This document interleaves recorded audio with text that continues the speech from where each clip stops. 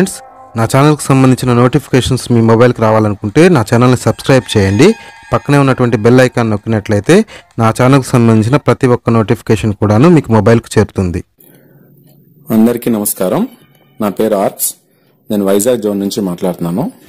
ముందుగా డిఎస్సి అభ్యర్థులందరికీ నూతన సంవత్సర శుభాకాంక్షలు. అయితే మనకు నిజమైన శుభాకాంక్షలు రావాలంటే మాత్రం మనం ఈ ఉద్యమాన్ని పూర్తి స్థాయిలో విజయవంతం చేసినప్పుడు మాత్రమే అందరం శుభాకాంక్షలు అందుకోగలుగుతామని నేను అభిప్రాయపడుతున్నాను. అయితే విషయానికి వస్తే, మన నానాజీ గారు వాళ్ళు మన యొక్క ఈ డిఎస్సి ఉద్యమానికి సంబంధించి 3వ స్టేజ్, ఆఖరి స్టేజ్ అయిన సుప్రీంకోర్టు వరకు వెళ్ళడం జరిగింది. ఆ విషయాలను మీకు ఆల్రెడీ మీరు యూట్యూబ్ లో గట్టా చూస్తున్నారు. మన డిఎస్సి కష్టాలు భూపతిరాజు ఛానల్స్ లో చూస్తున్నారు. ఈ సందర్భంగా నేను మీకు ఒక 2 విషయాలు చెప్పదలుచుకున్నాను. సుప్రీంకోర్టులో మనం కేసు గెలవాలి, కేసు మనం వాదించాలి అనుకుంటే సుమారుగా దానికి ఒక 3 లక్షల నుంచి 3.5 లక్షల వరకు సుమారు ఖర్చు అవుతుందనేసి ఒక అంచనా ఉంది. అయితే దీనికి సంబంధించి 2 రోజుల క్రితం మన యొక్క లీడర్స్ సంబంధించి అకౌంట్ వివరాలు ఇవన్నీ ఇవ్వడం జరిగింది.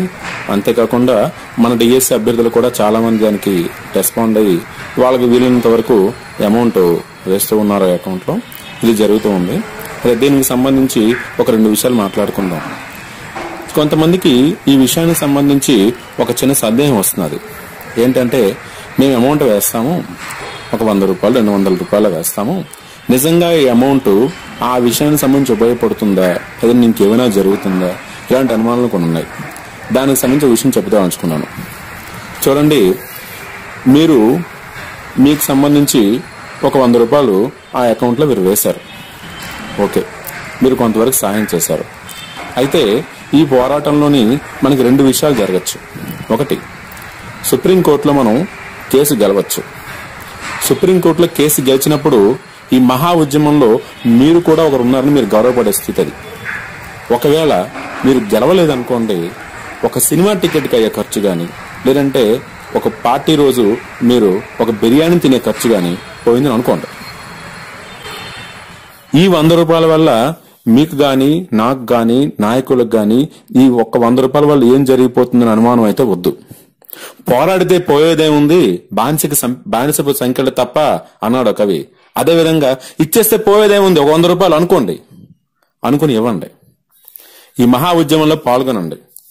దీనికి సంబంధించి ఆదివారం రాత్రి 9 గంటల వరకు మనం ఒక సమయాన్ని నిర్దేశించుకున్నాం. ఈ లోపు అందరూ రెస్పాండ్ అయ్యి దీనికి కనీసం 100 రూపాయలు, ఆ పైన మీ ఇష్టం, మీ వీరుని బట్టి, మీ దీనిని బట్టి ఒక 100 రూపాయల నుంచి ఎంతైనా మీరు ఇవ్వచ్చు.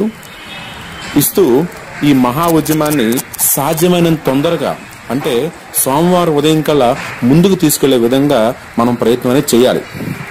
ఒకవేళ మీకు బ్యాంక్ అకౌంట్ సంబంధించి ఏదైనా ప్రాబ్లం ఉన్నప్పటికీ, మీకు అకౌంట్ లేనప్పటికీ, మీకు మీ రూమ్ లో సపోజ్ 5 మెంబర్స్ ఉన్నారు.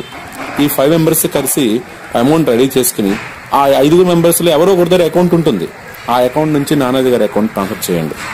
అంతేకాదు, కొంతమంది ఇంకో సందేహం ఉంది, ఆదివారం కదా అమౌంట్ ఎలా వేస్తాము అనేసి క్యాష్ వేద్దాం అనుకునే వాళ్ళు. ప్రతి జిల్లా కేంద్రంలో, ప్రతి డిస్ట్రిక్ట్ హెడ్ క్వార్టర్ లో ఆదివారం నాడు కూడా పనిచేసే బ్యాంక్ శాఖలు ఉంటాయి. స్టేట్ బ్యాంక్ శాఖలు చాలా ఉంటాయి. ఉదాహరణకు విశాఖపట్నంలోని సుమారుగా 7-8 శాఖలు ఉన్నాయి, బ్రాంచెస్ ఉన్నాయి. సో వాటిలో కూడా మీరు అమౌంట్ అని డిపాజిట్ చేయొచ్చు. ఒక్క విషయం గుర్తుపెట్టుకోండి, మీరు, నేను అందరం కలిసి దీనికి సంబంధించి ఎంత తొందరగా ముందుకు వెళ్తే ఈ ఉద్యమంలో మనం తొందరగా ముందుకు వెళ్ళగలం, దాంట్లో విజయం సాధించగలం. ఈ ఉద్యమంలో, ఈ సుప్రీంకోర్టు వరకు వెళ్ళిన ఈ ఉద్యమంలో మనం విజయం సాధించామనుకోండి, మనకి మెగా డిఎస్సి వచ్చే అవకాశం ఉంటుంది. 23 వేల పోస్టులు, 30 వేల పోస్టులు వచ్చే అవకాశం ఉంటుంది. అయితే మీరందరూ అమౌంట్ వేసినప్పుడు మీరు అమౌంట్ వేసిన స్క్రీన్ షాట్ తీసి ఉంచుకోండి. ఎందుకంటే ఆ భగవంతుడి ఆశీర్వాదం వల్ల, మనందరి యొక్క బాధలు చూడడం వల్ల మనం ఈ ఉద్యమంలో విజయం సాధించినట్లయితే మనం తీసిన స్క్రీన్ షాట్ అనేది రేపు ఉపాధ్యాయ వృత్తిలో చేరిన తర్వాత మీ పిల్లలకు గాని, మీ స్కూల్లో పనిచేస్తున్న పిల్లలకు గాని మీరు చూపించి ఈ ఉద్యమంలో నేను కూడా ఒకడిని అని మీరు గర్వంగా చెప్పుకునే స్థాయి వస్తుంది. అందుకోసం మనందరం కష్టపడాలి. దానికోసం ఏదో విధంగా సరే ఈ ఉద్యమాన్ని మనం ఖచ్చితంగా విజయవంతం తీసుకుని రావాలి. అంతేకాదు, నిన్నే నాకు తెలిసింది, తిరుపతి జోన్ లో సోషల్ స్టడీస్ స్కూల్ అసిస్టెంట్ లో ఒక అబ్బాయికి, ఆయనకి 81 మార్కులు వచ్చినాయి. ఖచ్చితంగా ఆయనకి పోస్ట్ వచ్చే అవకాశం ఉంటుంది. అయినప్పటికీ ఆయన నాకు పోస్ట్ వచ్చింది కదా, ఈ డిఎస్సి ఆగిపోవడం ఎందుకు, అయిపోతే బాగుంటుంది కదా అనుకోలే.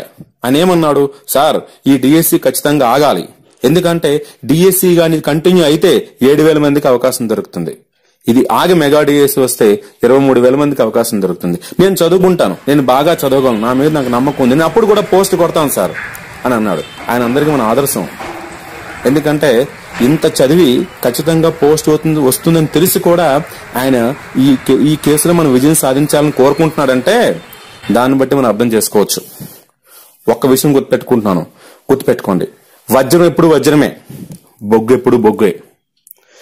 మనం నిజంగా డిఎస్సి మీద మనకి చిత్తశుద్ధి ఉండి మనం చదువుకోవాలి, మనం పోస్ట్ కొట్టాలి అంటే మనకి 7,000 కాదు, 20,000 కాదు, 30,000 కాదు, మన పోస్ట్ వస్తుంది. అయితే మనతో పాటు కూడా కొన్ని వేల మంది గత సంవత్సరం నుంచి గాని 2 సంవత్సరాల నుంచి గాని పిల్లల్ని వదిలి, భార్య పిల్లల్ని వదిలి, భర్త పిల్లల్ని. ఫ్రెండ్స్, ఈ వీడియో మీకు నచ్చినట్లయితే లైక్ చేయండి, అలాగే మీ ఫ్రెండ్స్ అందరికీ కూడా షేర్ చేయండి. లేటెస్ట్ అప్డేట్స్ కోసం నా ఛానల్ని సబ్స్క్రైబ్ చేయడం మాత్రం మర్చిపోకండి.